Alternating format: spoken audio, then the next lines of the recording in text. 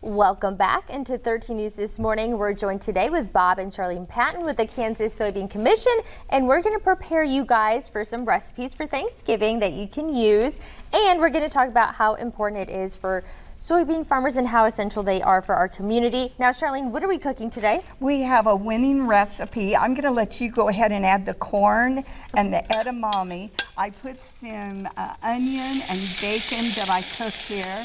Oh gosh, well, saute that. Doesn't that smell good? All that bacon. This is the bacon grease. I cooked 3 strips of bacon earlier, and you can go ahead and add the celery and the bell pepper. Great. And you want to just saute this for about 3 minutes to cook the vegetables.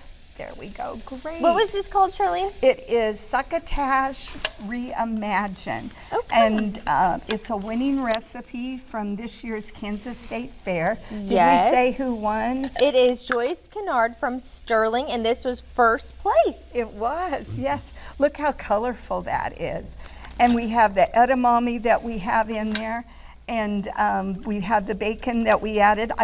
After I cooked the 3 strips of bacon, I removed some of the bacon grease and just put a little bit back in there to saute the onion and garlic.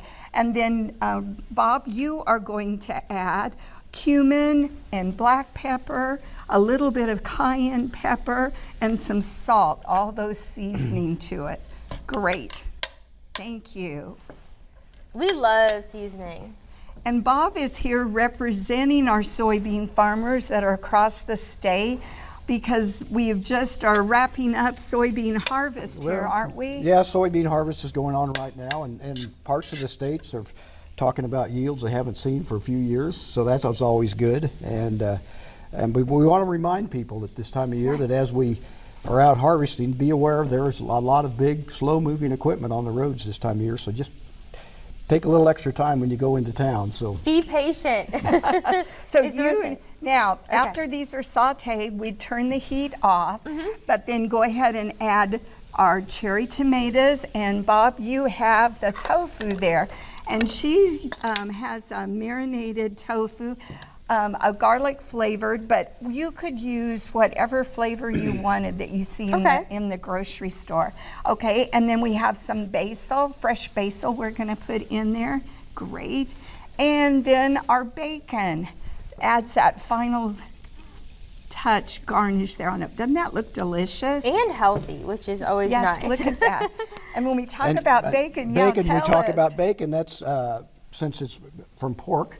And one of the biggest consumers of soybeans is the livestock or animal feed industry. So, there's a lot of soybeans just producing the bacon. That's right. Oh, I didn't know that, but now I do. And I brought a little soybean here of the stalk to show, because the soybeans, when you go by and see them in the field, the soybeans are actually in those pods. You might still see some here. This is from Ezra. You know Ezra from his family's farm and his father and son up in Nemaha County.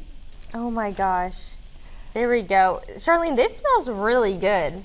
Well, it'll be a great side dish to add to your Thanksgiving menu. Of course. They can go to our website at kansassoybeans.org, or they can also call our 800 number 877-KS-Soybean. All right, Bob, Charlene, thank you so much for joining us here on 13 News This Morning.